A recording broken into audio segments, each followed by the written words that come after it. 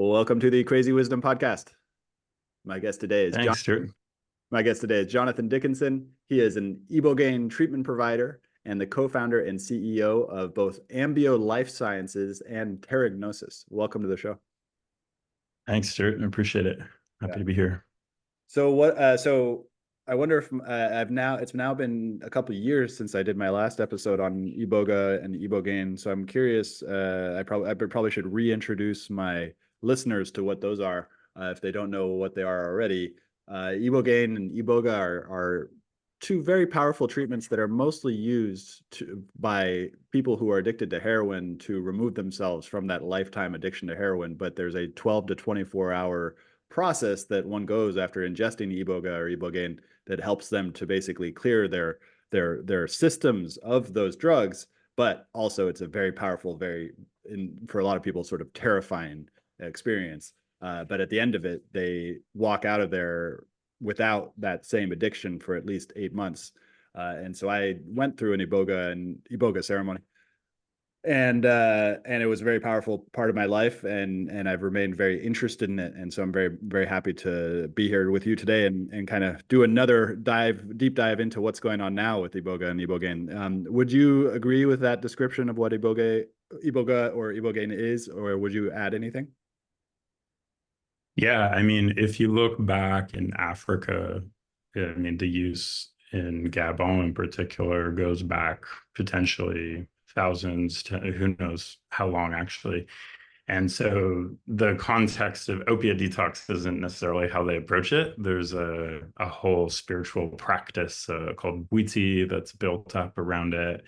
And so that's another way of looking at it. And then in the last 3 years, really, for me and for the people who I work with at Ambio, we've been working with a lot of veterans and receiving grant recipients who are former Navy SEALs or other special operators who, for the most part, have been coming down with traumatic brain injuries that they sustained during combat. Because I don't know if people will know this, but that's it's called now the signature wound of the global war on terror is this traumatic brain injury. So that can come from being struck or the skull being penetrated by some kind of blast, but it can also happen because of, they call them subconcussive blows. So just like repeatedly, sort of any time where the skull and the brain are moving at different speeds, and that it can cause these sort of subconcussive injuries that over time can build up, and actually the symptoms look and feel a lot like PTSD. So it's been really interesting, and in the process of working with veterans at Ambio, we've had this opportunity for the first time to sort of see other healing effects, where before we might have attributed a lot of the change in somebody's life to the fact that they're coming off of drugs. And now we can know because they're not coming in on drugs. Maybe they're drinking a lot or something, but we get to see a lot with a lot more clarity and precision other kinds of healing effects that are going on. So we've been able to work with people with different kinds of neuropathic pain injuries, neurodegenerative disorders. And again, all things that we might not have had as clear an image of when we were just looking at it from the lens of addiction detox. This is so interesting because, first of all, the reason why I took it was mostly psychospiritual. So mostly sort of an investigation into my own psyche to understand the lifetime depression that I've experienced with, but also because of a medical error that I experienced that left me with quite a severe case of chronic pain. It did not actually get rid of the chronic pain. I still suffer with it various times, but it definitely has helped me to reorient myself to the experience I'm having of pain. And the further and further I get away from that medical error, the more actual relief I get from chronic pain as well. And so that's the psychospiritual. Most of what I've heard is either from the Bwiti or from people who are addicted to drugs. And this is really interesting that there's another control group now entering, because I believe the scientific method is all about finding different groups of people. And since we're biological beings, we have such individual histories. And so different groups of people using can kind of give us a more insight. Is that accurate? Yeah. And I think that it's happened because there's a story that comes with the veterans. Like that it's happened in a remarkably similar way, I think, to the way that the detox happened and grew and people learned about it. And so it was people telling their stories about how it worked for them, telling their friends, going back to the communities of people who, were also affected by drugs, and in this case, part of the combat communities and all that. So it's happened in a remarkably similar way. Mm. And you said something about the subconcussive thing, the traumatic brain injury that makes me think about cannabis as well. Because I remember that the Israeli Ambulance Association or Israeli hospitals had been doing investigation into high doses of THC immediately after a traumatic brain injury and showing some sort of effect from that in terms of preserving from the trauma of that. Do you know anything about that? Have you heard about that? Anything like that? Super interesting. Yeah. No, I would love to learn more about it, and I don't. But what we're looking at, I mean, it's similar. Like there's a lot of things that could be classified as traumatic brain injuries. They could come up from a lot of different ways. Like I said, it could be something penetrating the skull. It could be like an actual concussion. Like we've also worked with a lot of football players, MMA Oh, athletes, and people who are also getting hit in the head. But in a lot of cases, there are sort of acute treatments that you can do. Like if somebody has a stroke, that also creates cellular damage inside of the brain. There's things that you try to do immediately to offset further damage. But what's remarkable about the Ibogaine is that we're coming in often years later and seeing a regenerative um, quality to what's going on. Like we did a study with Stanford University, and they did brain scans. So the qualification for the study was that they had to be a Navy SEAL and they had to have been diagnosed with a traumatic brain injury. well, Um, so they had symptoms of PTSD, they had symptoms of depression and disability, but the main target was traumatic brain injury, TBI. So 30 guys came through. They did a brain scan at Stanford before, came down to us at Ambio, went right back to Stanford, did a brain scan. And then a month later, they did another brain scan.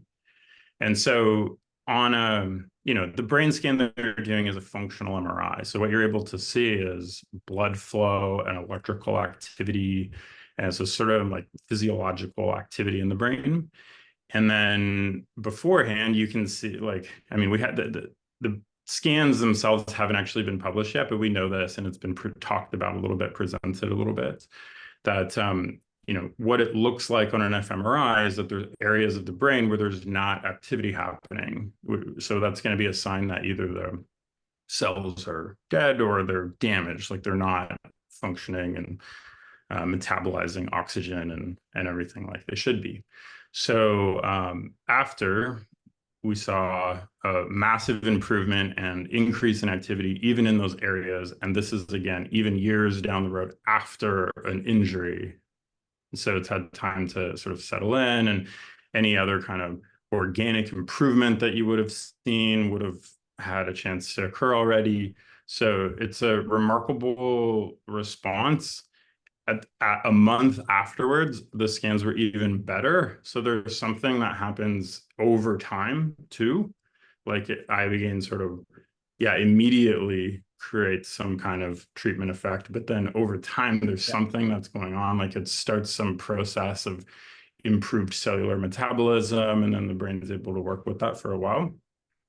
Um, but but yeah, this is remarkable. There's nothing else that we know of, especially something that you take orally that creates that kind of effect. And not to mention the actual psychotropic effects of this thing, which is just wildly strange. And for I think it's like 30 to 40% of people go through the life story review where they actually view their life in the past, like as if they were watching a movie in a dreamlike state. For myself, I didn't experience that. I experienced a lot of other very interesting effects as well. And so it's just a really fascinating one, but and what you said about lasting over time, if I remember correctly, Ibogaine converts into noro-Ibogaine inside of the body, and then the noro-Ibogaine lasts for at least 8 months inside of the body. Is that an accurate statement? So it's a super, super common misconception, Mm, actually. cool. It does, you're right. Ibogaine, when we take it, it gets converted into noribogaine. So within 24 hours or so, all of, or 90% of the ibogaine is going to be converted into this other metabolite that's also active and also has a lot of the very diverse and complex kind of neurotransmitter activity that ibogaine does. So noribogaine is really interesting on its own, but the half-life is not that much longer. Like Okay. it does last longer, but we're talking about a period of days or a week or something. Even if it's a large dose. Yeah, that's what that's what I'm thinking about is if you Uh-huh. took a flood dose of ibogaine, within 90% is going to be metabolized within 24 hours. And then maybe you're going to have noribogaine coursing through your system for days or a week. Okay. All right. Now, what the thing that why that misconception happens is because oftentimes people feel like a sense of like ease or this eye afterglow that follows them for a period that can last for months and months, but it's not directly attributable to having noribogaine in your system. And there's a couple of things that it could be. So noribogaine was just one theory. Uh, And then, there was another theory like back in the 90s too, that because both ibogaine and noribogaine are lipid solubles, right? So that means they get stored in like your fat tissues. So maybe it's getting re-released later. But again, that doesn't really account for the length of time. So there's two other kind of theories, and one of them is that both ibogaine and noribogaine release these neurotrophic factors. mhm. So the most remarkable one is GDNF, which is glial cell-derived neurotrophic factor. Um, there's other more common ones like brain-derived neurotrophic factor, like BDNF is something that you get from eating egg. It's pretty common to be able to produce it. And ibogaine also increases that, but the fact that it increases G9 is remarkable because GNF is a target for Parkinson's drugs. It's highly regenerative, especially of dopamine neurons in the middle of the brain where Parkinson's kind of creates the sort of centralizes that degeneration. And Mm. so there's theories about how um, you know, like GDNF is a lot of these things we understand the mechanisms very well at all. But GDNF is associated with um, reducing opioid withdrawal, of reducing neuropathic pain, and several other things that ibogaine does. So it's possible that you get ibogaine, and then you get the noribogaine that follows, and then you get this cascade of other effects that Okay. includes the GDNF and neurotrophic factors and on. So that's one of the theories, and the other one is a theory of cellular metabolism. So we like thinking about um, we like thinking about drugs in terms of neurotransmitters.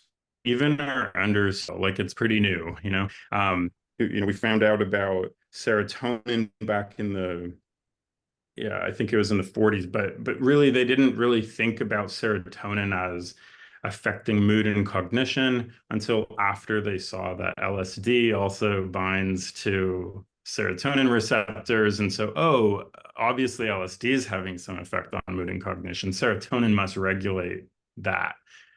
And so that was in the 50s. So and then dopamine was in the 80s and like the sigma 2 receptor where ibogaine is accurate is like Can less you, than 10 years oh, old. interesting. Can you say that one again? Sigmoid?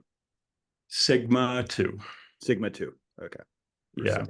So I mean, and sigma 2 is interesting because it also seems to be associated with decreasing neuropathic pain and things like that. But but we don't even know if Ibogaine is an agonist or an antagonist. Like we don't really fully understand these, and they are mechanisms to the degree that we think that they're like levers kind of in the brain, you know?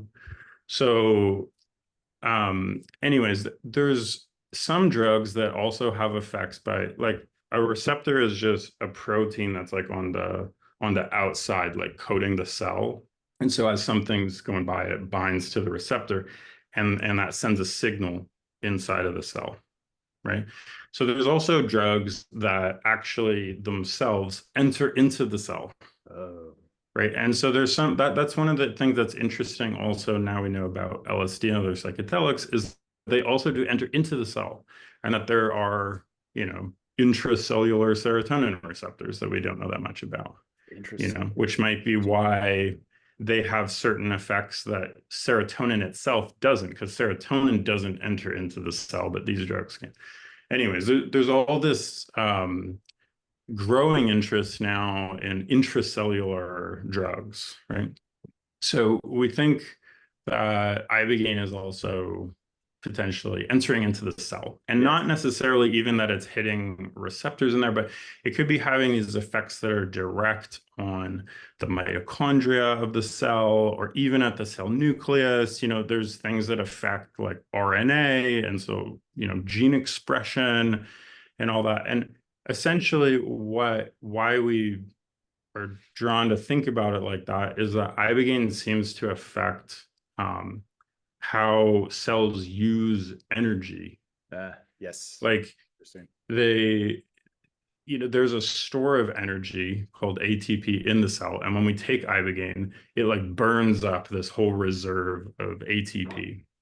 So potentially, that what you're going to see is like, you know, a decrease in activity, Uh-huh. right? Which, you know, maybe relates to this feeling of like everything's slowing down and we're turning inward and we're tremor, you know, we have Yeah. tremors and we're Yeah. Lying taxing. down. It's sort of, yeah, this thing of like actually the cells become exhausted, but there's something that it does afterwards where it makes our metabolism of energy far more efficient. And so when we're able to start producing and regenerating that store of ATP by metabolizing oxygen and everything like that, the cells actually start to function better. So, you know, that's one of the mechanisms we think might be at play when we're talking about, um, you know, traumatic brain injuries, and any other kind of neurodegenerative conditions, is that things are just working better. Who knows? It might underlie why it helps to make you feel less depressed or make you feel like you need opiates less because things are just working better, right? So it could be that there's this downstream effect of like little chemicals that are floating around that are hitting levers, but it could also be that there's this long-term period afterwards where you go through this regenerative process and you just feel better for a Yeah. while, right? Yeah. And so that those are all things that, you know, going back to your original question, that why we might be feeling this sense of ease or this glow for months and months. Okay, yeah, very interesting. It gave me a lot of territory to probe into further. I love the part about the sigma 2 receptor. I had not heard about that. One of my questions, kind of maybe taking a little bit meta, more back, is that within the realm, the environment of how all this research is being done, because Ibogaine is still illegal inside the United States, but somehow you guys managed to do a study with Stanford. Can you, and we are figuring out, just in the same way that cannabis is illegal in the federal government, we are getting a lot of science. Some of it's coming from Brazil, some of it's coming from Israel. Can you talk more about how the legalization and the research is being done so we can actually understand some of this stuff? Sure.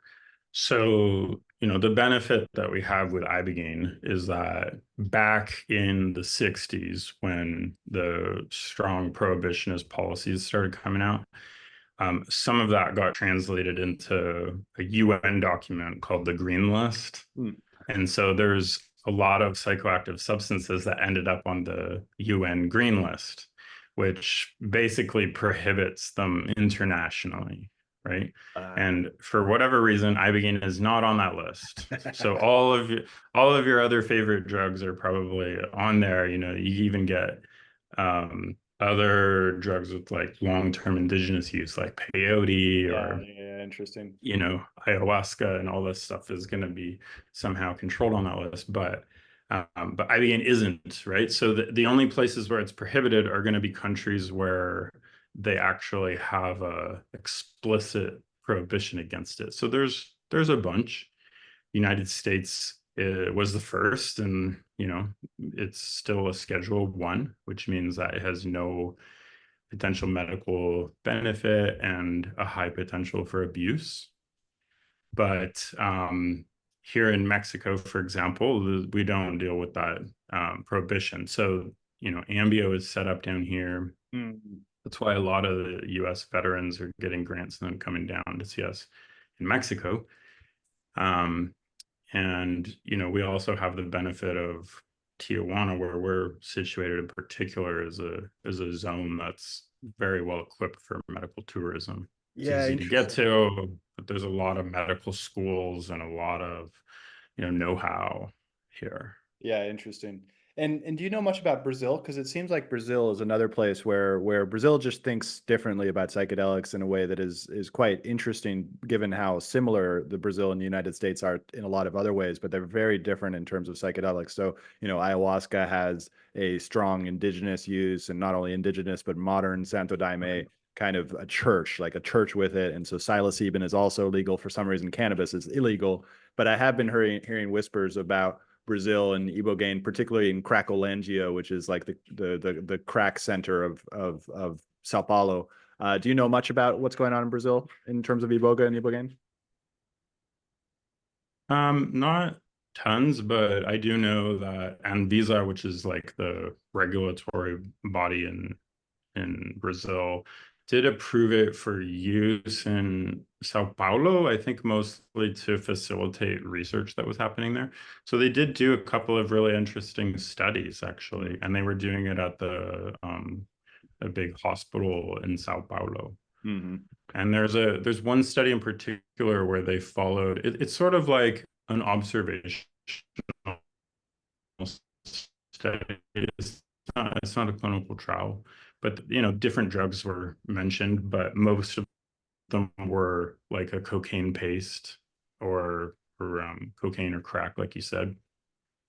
And so they were able to show that people had, like there's no other pharmacotherapy for stimulants like that or for Yeah, cocaine. Like so interesting. so that's one of the things that's remarkable about it is that a lot of people didn't were abstinent from the cocaine paste afterwards. And then they showed that a bunch of the people who did a second treatment benefited and were abstinent. And so they did up to, I think there was one or two people who did up to 5 treatments and they were still getting results where some of those people were being able to remain abstinent after that number of treatments.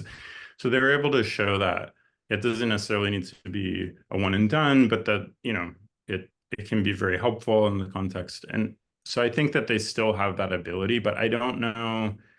I don't know everything that they're dealing with Yeah. right now or how easy it's been to continue doing that kind of research. Yeah, and another country I'm really interested, just because I happen to be here, is Argentina, of how they view it. I know that there's one sort of Ibogaine practitioner in Argentina, but it's totally gray zone. It's not like a traditional thing that they use here. And so the uh, so it's so okay. So this was not a clinical trial inside of Brazil. Is your guys' study inside with Stanford? Is that a clinical trial? So technically, yeah, technically it was. The way that it worked was Stanford did not involve themselves in any part of the administration of the treatment. And so Only in they the were labs. on, yeah, so on their side alone, it sort of looked like a observational study because they were just doing a prospective analysis before and then doing the follow-ups. But so it yeah, essentially is a clinical trial because our involvement, we were able to show all of the treatment protocol that we did while they were down here and, be able to talk about sort of the on-site administration. Cool. So now Yeah. let's move on to terragnosis. What is terragnosis? So Terranosis is a company that I have set up, and essentially what we do is sourcing and manufacturing of Ibogaine. So in 2022, I got the first license to export first a very small amount of Iboga from Gabon.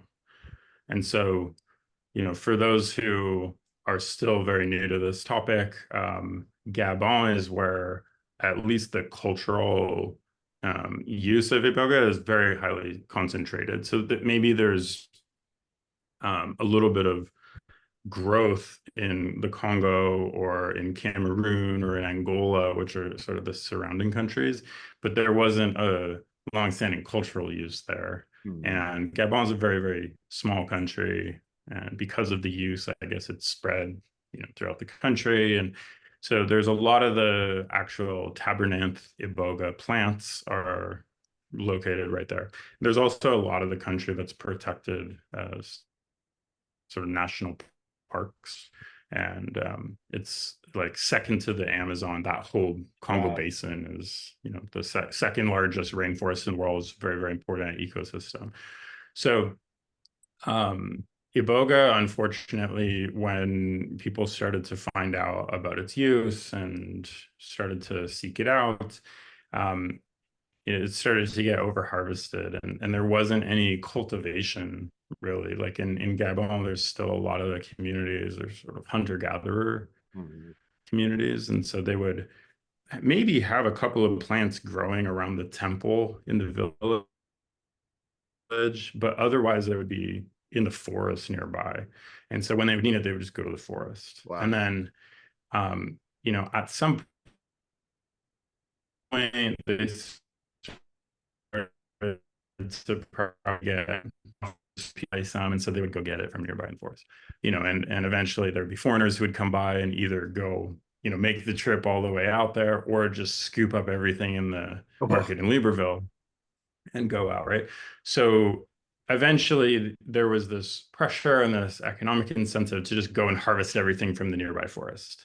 And then it became a problem because then, okay, then they don't have as much to be able to practice the rituals themselves. And, they would be pushing back further into the forest and then into the purview of the national parks and all that. So essentially what Gabon tried to do was, the first move they made was to classify it as a strategic heritage national reserve. That was done by the former president, President Omar Bongo. And he, by doing that, he sort of put it under um, the purview of a couple of specific sets of laws in the country. And then they were the first country to sign the Nagoya Protocol, which was a UN treaty. And it's called the Nagoya Protocol on Access and Benefits Sharing. And it relates to sort of equitable sharing of the benefits that come from the use of a genetic resource when it leaves the country. So it's a little bit beyond fair trade. So Terranosis is the first company that we've gone and gone through all the steps of the Nagoya Protocol. And so essentially what we do is we do pay sort of a fair trade price, but then there's also a sharing of the downstream benefits of like what happens outside of the country. So there's some profit sharing, but there's also there's like a channel of information sharing, and we're stimulating research that's sort of interesting for both of us. Like it sort of helps on their side too, to be able to develop the cultivation that they're doing and all that. And so we did that in very close partnership with an organization called Blessings of the Forest. And they're the ones that now they have 20 different communities that they've granted to and provided finances and tools and know-how to get them started with growing different strains of Iboga throughout the country. And they're representing like all the ethnic groups through the country. Different strains is very interesting. There's a lot of follow-up questions I have on that. The kind of the biggest one that was rolling through my head as you were talking was what is the current status of both Ibogaine and Iboga? Is the Iboga that's being grown there being turned into Ibogaine? Or does Ibogaine have a synthetic? I remember reading something a few years ago, and I think maybe even your name came up as a part of it, and that might be why we were connected on LinkedIn already. Was that you like, I don't know if that's true or not, but there's some sort of synthetic way of producing Ibogaine. Is that true? Yes. So the way that for the longest time, I was maybe since 2012 at least for me, we've been getting Ibogaine has been, we call it semi-synthetic. So that there is like a purely synthetic pathway to get to Ibogaine, but it's like 18 steps. Yeah. It's not economical to be Yeah. able to do it, Yeah. especially at the scales that we're all working at. Yeah. So this semi-synthetic pathway is essentially, there's another plant called Voacanga That's africana, right. That's right. which Yeah. doesn't have very much ibogaine in it at all, but it does have a very similar molecule called vocangine. Mm. And so all that the labs are doing now is they're just extracting and then purifying the vocangine and then converting it into ibogaine, which is a very simple hydrolysis. It's not like a really complicated synthesis. So we call it semi-synthetic. It's sort of the same relationship that LSD has to the LSA that's in ergot fungus Yeah. for other, psychedelic nerds out there. That's about the level of complexity, probably even a lot simpler. So yeah, so that's how we've been getting it for the longest time. And you can still go online and you can buy Ibogaine and anything that is root bark or whatever, it's probably coming from Gabon, smuggled out of the country. That's Mm. the story that's been going on for a long time. Maybe it benefits someone there, but it's not like a global benefit to the country or the communities or whatever, right?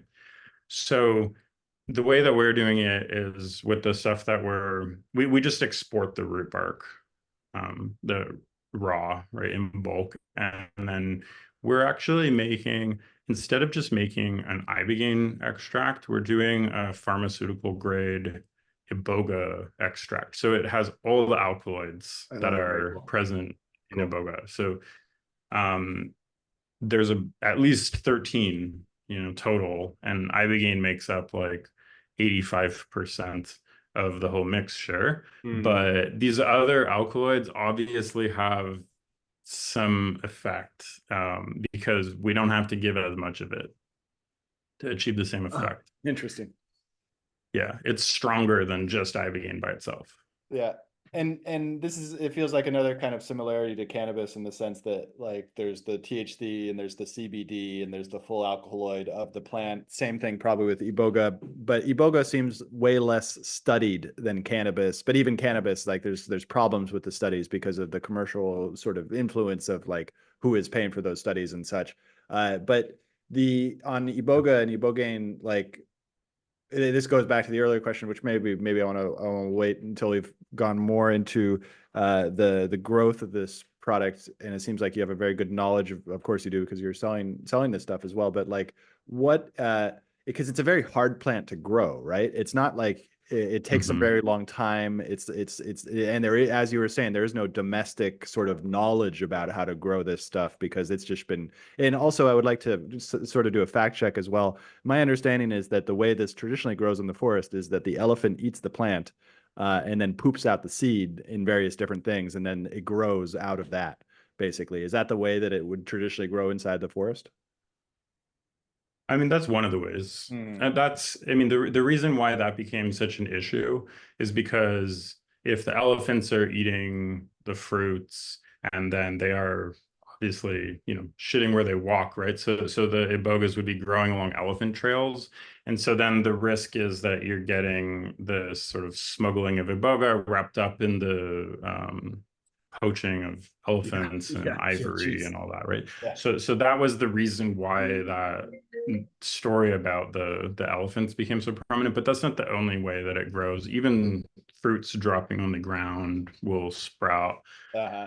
Um, I don't know that it's that difficult to grow. I think Okay. some of the challenges are, I mean, it has to be tropical. Like, I mean, it's very, very humid. The soil is very iron rich and all that. But a big part of it's just um, still like the cultural attitude towards time, you Mm. know, like when you're growing trees like that, you're growing essentially like an orchard where you're thinking 5, 10, 15, 20 years in the future. And hunter-gatherer communities that live in an abundant forest surrounded by everything that you need to subsist don't necessarily think and have a hard time actually planning that far in advance just because of the environment. So I don't know, aside from that, that it'd be very hard to grow. You can't really, I mean, you can grow, you know, cannabis in greenhouses, but that's Yeah. an herb, Yeah. you know. Yeah. I know it can get The real yeah. tall and tree size and all that, but it's a herb. And so the problem with actual trees is that you Yeah. don't really grow those in greenhouses. It's not economical or Yeah, efficient. so it's the difference in the plant. Well, I love what you said about the hunter-gatherer versus the agricultural, because the hunter-gatherer to the agricultural tradition, that did make a change in our sense of time. But usually the way that I approach the sense of time change is from the industrialist civilization to the agricultural civilization. Because if you go to agricultural communities, they also have a different time than we in the factories in our industrial kind of thinking about things going on time. Agriculturists also have a different one, and then hunter gatherers also have a very different one from both of those as well. So the sense of time is a very interesting philosophical territory. But the trees, the fact that it's just a tree and it's just the difficulty of growing it is based on trees, and trees take a lot longer than an herb or a vegetable, basically. So that's where the real challenge, plus the fact that it needs a specific soil profile and a specific weather. I also comes back to Brazil. I know that there were some attempts to grow it in other tropical countries in the Western Hemisphere. Actually, that's a good question for you. Is are people in any other countries where it's not illegal to grow in the Western Hemisphere growing it? Yeah, I'm sure that there's a lot. I know of projects in Cameroon and Costa Rica and Brazil, and yeah, and I'm sure that there will be, you know, the way that we worked with Terranosis was to go to the traditional Yeah. communities because that was part of you know, part of the whole ethos and like what we wanted to accomplish was to that there be benefits going back to those communities. And I have to be honest, along the way, it's been a rich opportunity to learn. And so there's all kinds of additional benefits for building bridges and relationships like that. There are you know, there are other examples of, you know, foods and medicines that come through, they're called access and benefits sharing agreements like that. And one that probably a lot of people are really familiar with is rooibos tea, which comes Mhm. from South Africa and has a really strong, it's an industry-wide access and benefits sharing agreement that goes straight back to indigenous communities, even when it's being grown outside of the community, right? So there are examples. Some of them have been botched because it'll be like PepsiCo or something that has to get some ingredient from somewhere. But you know, our approach has been, you know, there's a lot more here than just access to the genetic resource. It's also the traditional knowledge that surrounds it as well. Yeah, okay, and let's go into that. So the traditional knowledge, and you kind of alluded into it in the very beginning. I've tried to read up a lot about it, about Bwiti and about the traditional culture that created this, and also how it sort of is a synchronistic Christian religion. I would love to fact check that with you for you to tell me whether that's accurate or not, whether it is a Christian religion or whether it's not. I think the last time I looked into it, it said like 20% of it was Christian, or some like that it's not just Christian as well. It's also wrapped up in the Fang culture or something. Can we like what and then you also alluded to the fact that it might be thousands of years old, but it might also not be thousands of years old. It might just be a few hundred years old. Do you have any insight into any of those questions? Sure. So, yeah, the reason why we think it's thousands of years old is and why we don't know is because, for one, it's really hard to do archaeology in the jungle. Yeah.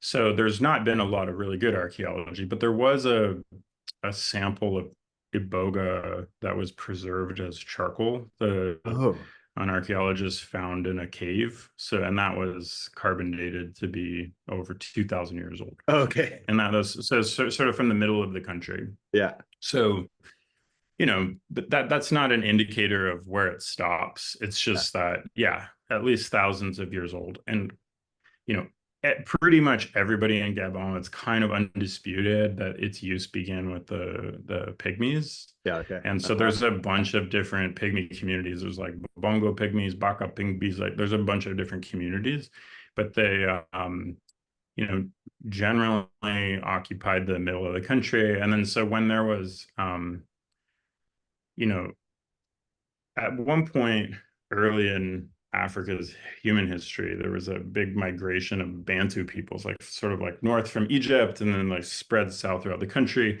And so the Bantu populations were settled along the coast. And so really good at fishing, really good at iron work. And so those are the folks who the Portuguese and then the French and the Dutch and everybody would have come in contact with.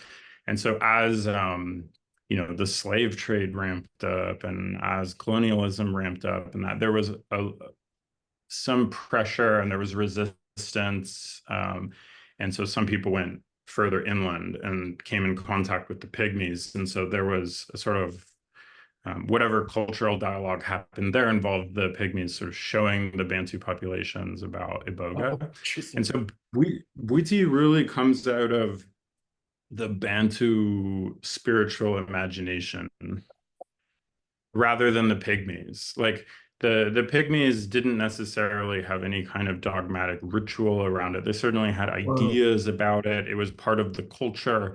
But what we see, like on if you watch documentaries and the face paint and the Yeah. ritual and everything, that's Bantu ritual that has absorbed the use of Iboga and turned it out as another kind of spiritual practice. And that probably started sometime in the 19th century. So sometime in the 1800s. So you're talking like 150, maybe 200 years old. Got it. And it started with there's lots of different ethnic groups. Yeah. And so it started with like the Samba peoples in the middle of the country who created Dasumba. And Dasumba uses really, really high doses. And then it's sort of like, it's a little bit more like you lay down and then we'll talk about it afterwards, which is how most Ibogaine Yeah. clinics Yeah. work too. Mm-hmm. Like it's sort of like it's you and the medicine. We'll help you prepare and we'll be here on the other end of it. We'll talk about, but that's it. And then there would be Misoko people who picked it up and created, or Mitsogo people who picked it up and created Misoko tradition. And Uh-huh. that uses lower doses, but it's a lot more guided. So there's different Whoa. approaches to it. And the one that you're referring to comes out of the Fang tradition. And so the by the time that the Fang people, who is a pretty big ethnic group in Gabon, by the time they got it, they'd already been influenced a lot by missionaries, and a lot of them had Yeah. already sort of converted. And so that's where the syncretism comes from. So it depends on where you are in the country and all that, but you can go into a Fang temple and see, Jesus and Mary and Joseph and a lot of elements of the Christian cosmology. Um, it's pretty worked out. Like there's a whole theosophical element of Whoa. Bwiti, but also of Fang. And I'm sure if they sat down Whoa. with cardinals at the Vatican, it wouldn't be perfectly overlapping. But there is a real interest in the like, for example, there's a connection between ancestors and saints, right? Like that, this idea that there's like a role or a purpose for somebody who's already crossed over to play in the spiritual lives of the people who are still here, right? So there's sort of like things that did map out. And so, yeah, so there's some traditions in Gabon where you get a little bit of the Christian syncretism, Yeah. but it's still very much like an animist spiritual practice. Yeah, that's so interesting. There's so many layers to it because Yeah.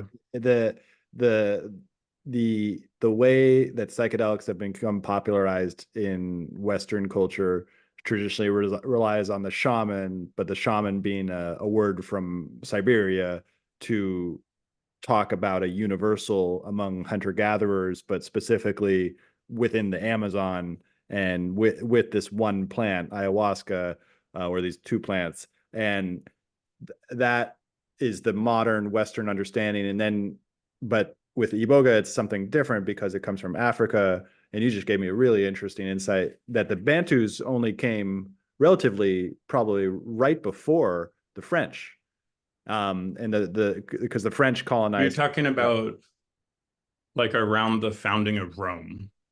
Oh, okay, okay. So, okay, I understood you to say 200 or something years for when the Bantu migrations happened. So the Bantu migrations were far, far before that, far before the French. Yeah, far before the French. Yes, Yeah, but relative to the histories, if Pygmies had been there potentially yeah, tens of thousands yeah, of years in the region, Bantus are relatively recent arrivals. yeah. Yeah, Okay, interesting. yeah. And I would love to talk more about the Misoko, the lower dose protocol. Sounds really interesting. How did you learn all this stuff? Did you actually go to Gabon, or are there articles that you have which I can read about the Dasumbe, the Misoko, and the Fang? Um, yeah, there's a bunch of people who have written a lot of it's in French, but you can find master's theses and stuff online where you can dig into usually one or the other. Like there's a really beautiful book called Bwiti, The Religious Imagination of Africa. It was done Okay. by James Fernandez. It's like a massive sort of ethnography, but Wow. he was with a Fang community. Got it. So So, that's into the Fang. you'll Yeah. you learn a lot, but it's a sliver or like one angle, right? So no, I've been to Gabon several times. I'm initiated a couple of times into Bwiti, and so most recently into Misoko tradition. Hmm. And like sort of my in to that was, or my sort of intention there was, I'm a psychologist, like I'm really interested in the experiences that people have. Like I've done some research just trying to deepen into the qualitative aspects of the Ibogaine experience and what it can show us. And then, in Misoko, because they use lower doses, it's still, there's still significant amounts of Iboga, but they're a lot more guided. And so there's a bit of knowledge in there about how to guide people or how to or interact inside of that experience in that state. And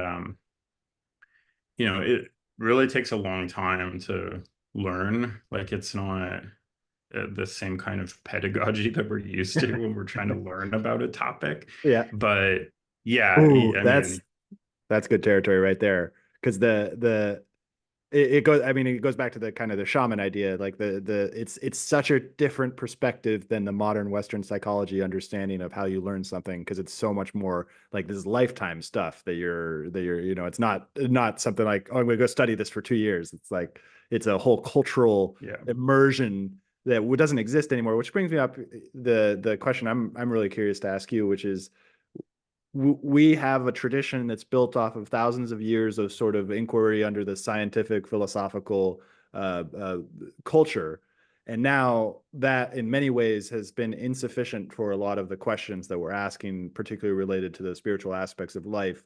And so in the West there's a sort of like looking both to the East for various other long-standing civilizational level inquiries, then we're also looking back towards hunter gatherers to try to understand what was there before, with a little bit of the noble savage type of thing, and kind of like trying to recreate something because we feel lost from it, the essential way that we were born in our evolutionary lives.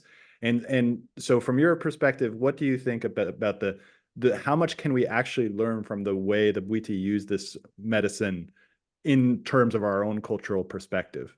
Have you learned anything either for that or against that? What's your take on that?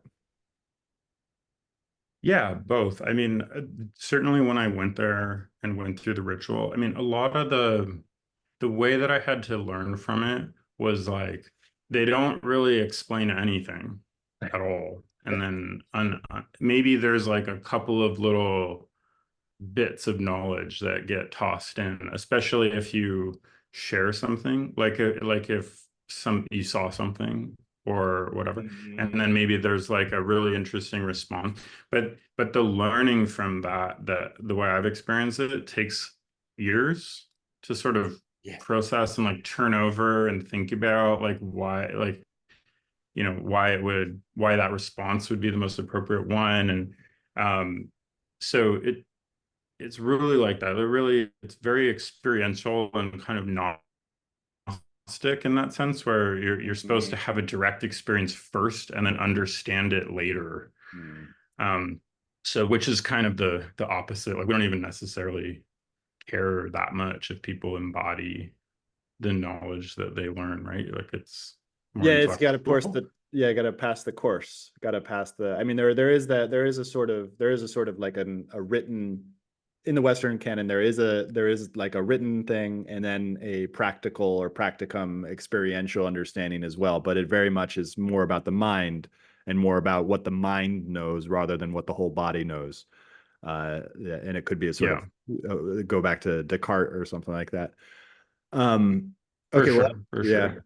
yeah, But what I saw there was certain things that I didn't know if they were like how universal they were. Like yes. maybe there was aspects of the ritual where it was something that somebody's grandfather saw and then started doing in the ceremony. And so now, several generations down the line, somebody's sort of doing because it's their relationship to the community and family and that individual in particular, which Yeah. has a kind of value to it. But unless I'm going to sort of orient myself very deeply into the fabric of the community, Yeah, interesting. it's not like universal that I can like take it back to Mexico and start doing that.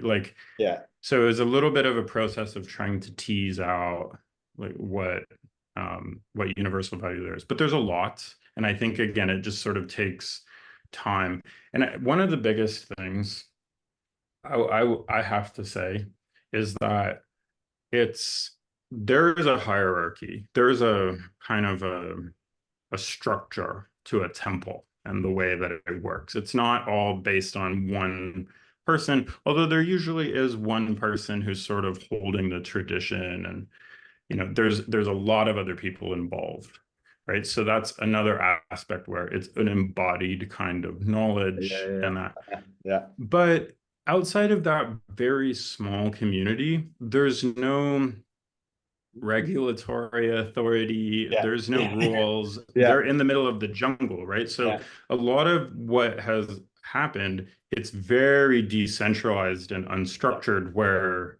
it's just based on a very direct kind of Gnostic turning back out of the experiences that they're having with the medicine. So in a lot of ways, it is scientific, but Yeah. without some of the I don't know, some of the requirements that we place Yeah. on scientific results, Yeah. right? So, a sort of other version of that is when I first came down to Mexico, I was apprenticing with a lot of the Ibogaine providers who I would call them the second generation. Like they were sort of treated by the first providers, had powerful experiences, became providers themselves, and had their own practice where they were receiving clients and treating them, right?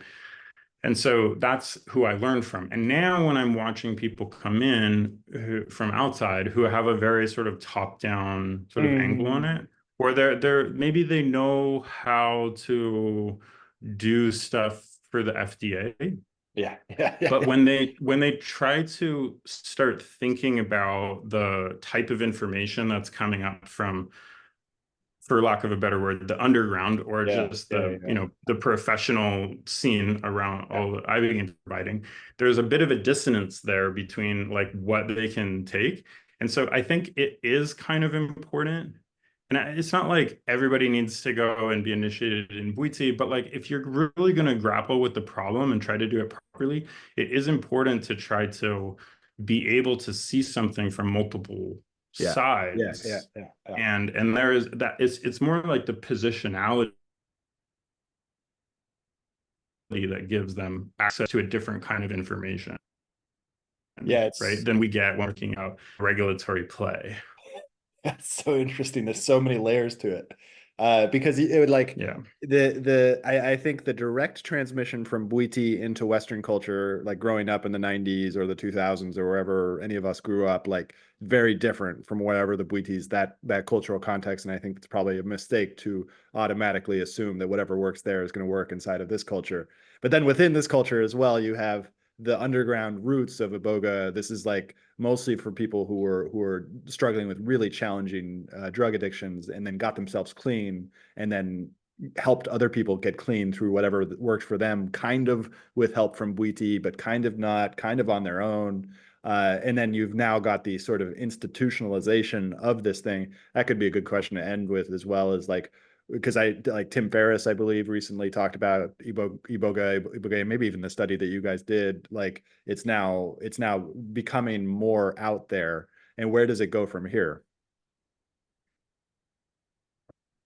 Yeah, I think that that's why I'm thinking so much about these like different ways of knowing and this different kind of knowledge, because there is a little bit of like, how do we transmit what we Yeah, know and what we've found important?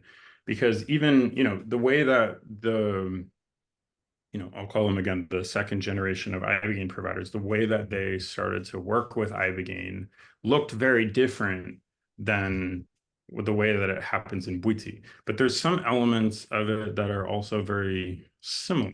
Like they didn't have regulatory authorities around them. Maybe they existed in a world where there was other providers around them kind of criticizing or yeah, supporting their yeah, work to yeah, different degrees or what. So it's not like they were disconnected, yeah. but it was very decentralized kind of way of producing knowledge and information. And so now as you try to like feed that into a centralized thing, I think that you'll see certain things change. Like Ibogaine kind of demands this community around it because over there people live in a village, and just the Yeah. duration of it and the intensity of Yeah. it, Yeah. you have to here because of the medical issues and because of the duration and the intensity of it. It's not just like One and LSD where you done. just take it and Yeah. yeah, and then you just do it on your own, and it's not that decentralized. Like it's like almost you need pods around it or something like so that's how it's happened so far, is in these sort of decentralized pods that gain and share information and build a perspective around. So how would it work in a completely sort of centralized model is Mm. a big question mark still. And I think that the risk is that people who would try to go that route are going to ignore some of the Important stuff. perspectives Yeah. that came before them. Yeah.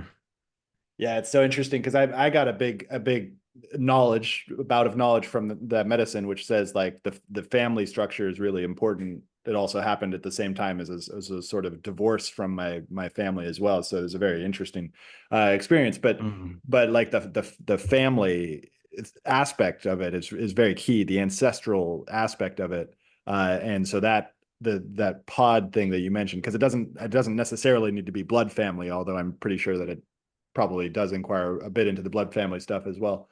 But the because you go to the Bwiti, as you mentioned, like that's in the part of the community, and that's the way the Western thing used to work as well. That was the way it worked for the Western traditions and religions and everything else. Like that, it used to be family based.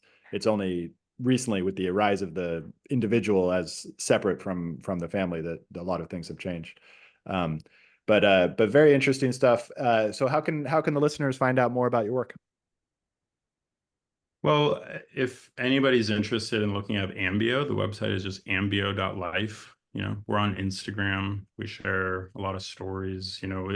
Again, I think it's really important, the kind of more decentralized way of knowledge. Like we don't want to get somebody coming down who just got a prescription, you know what I mean, to come and take Ibogaine. Really, the sort of long form stories and, for lack of a better word, anecdotal information is kind of really important because you're trying to understand a journey that you're trying to go through and stuff. So if you want to follow us and hear some stories about some of the patients that come down and that we're trying to share more of that. And yeah, we'd be happy to hear from anybody listening.